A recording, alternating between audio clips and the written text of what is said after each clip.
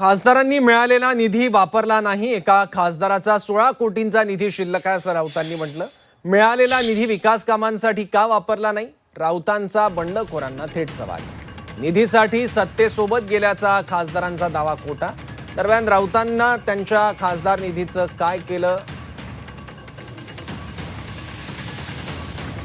दरम्यान राऊतांनी त्यांच्या खासदार निधीचं काय केलं ते आधी सांगावं असा टोला नवनाथ बन यांनी लगावलाय। काय ते म्हणे निधीसाठी केले, आकडे आले आहेत ना।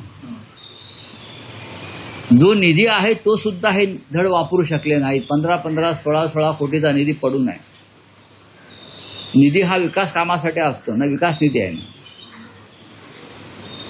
मग जे आकडे आता समोर आलेले आहेत आपल्या माध्यमातून, तो निधी का वापरला गेला नाही? कोणी तुम्हाला अडवलं होतं? तुमच्या भागात विकासासाठी